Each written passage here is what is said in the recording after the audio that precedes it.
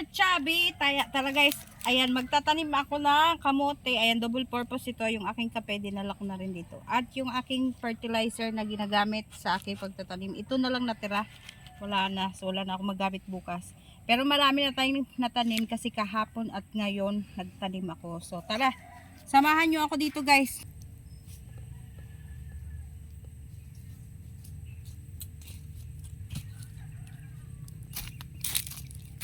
Ako dito tayo magtanim. Ayan na nga pala yung mga natanim ko. Ayan, napakarami ko nang natanim. Simula doon hanggang dito. Tapos hanggang dyan sa likod ng cameraman. At dito. So ngayon, dito naman tayo na banda magtatanim. At syempre higop muna ako ng kape. Ayan. Tara, samahan nyo ako magtanim guys. Ganito lang ako magtanim. Hindi na ako gagamit ng itak kasi abala lang yun. Yan, marami na ako nataniman. Ano? At napakalaki pa ng kailangan kong taniman. Napakalawak pa. Yan. So ito yung inanim-tanim ng aking pinsan kanina. Ganito lang magtanim guys. Ginaganyan ko lang yung lupa. Hindi na ako gumagamit ng itak-itak dyan. Kamay-kamay na lang talaga. Kamay-kamay lang ang labanan nito. Kamayin mo na baby. Ayan. Ayan, ganyan lang yung ginagawa ko guys. Tapos kasi ang ginagawa ko, sinasama ko na yung fertilizer para kahit hindi mo na siya abunuhan sa sunod, pero mas maganda ulitin mo siya ulit, abunuhan mo ulit, diba? Pagkatapos niyan, lalagyan natin siya ng lupa. Tatakpan natin yung ng konti lang. And then after niyan, lalagyan natin ng kamote. Ganyan po ako magtanim ng kamote. Ginaganyan-ganyan ko siya. Palihis-lihis. Yan, paitsos-itsos lang. Pagkatapos naman ay tatakpan ko na siya ulit ng lupa. Yan.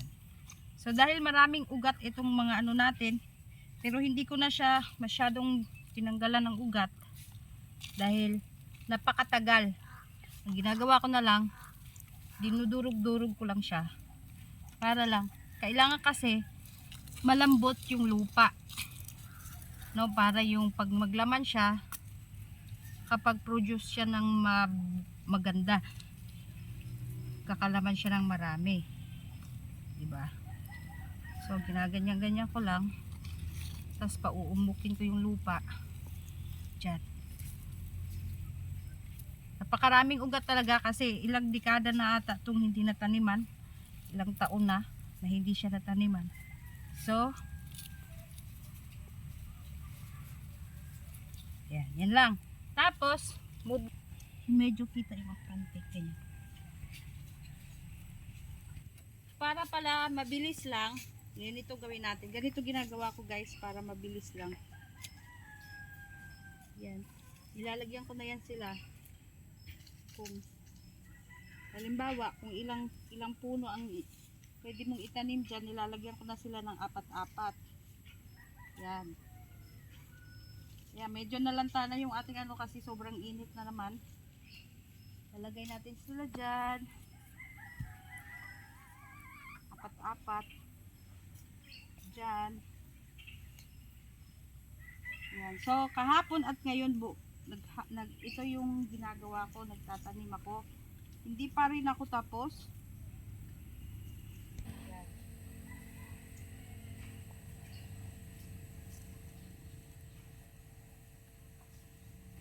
Ito yung pinakamahirap na part sa pagtatanim. Kasi yung kamuti, ang hirap itanim. Masakit sa katawan. So, yan na muna. Tapos, pagdating na tayo dito.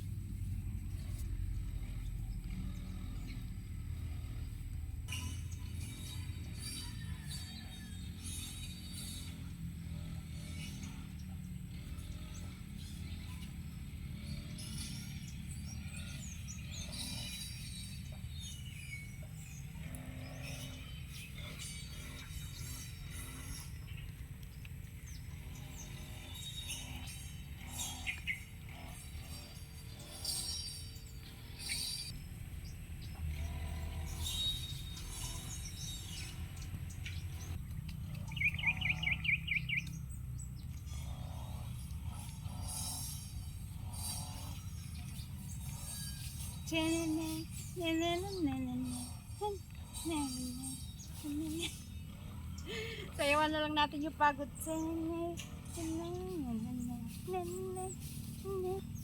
Aray.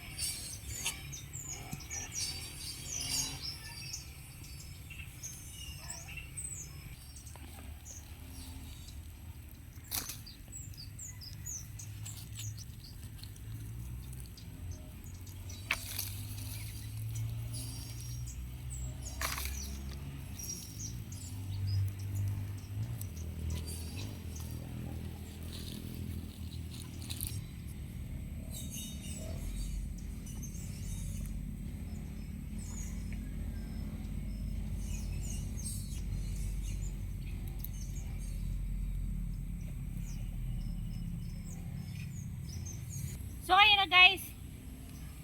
Hindi tayo matatapos kung yun lang muna ang ating video for today guys, kasi hindi pa ako tapos, tatapusin ko pa to at medyo hapon na rin, mag-i-stop na rin ako later para bukas naman ako mag-continue magtanim. Madami na rin naman ako nataniman guys, oh. Ang lawak na ng mga nataniman ko at ayan, pahinga-hinga mo din tayo minsan kaya hanggang dito na lang guys ang aking video. Thank you so much for watching. Babush!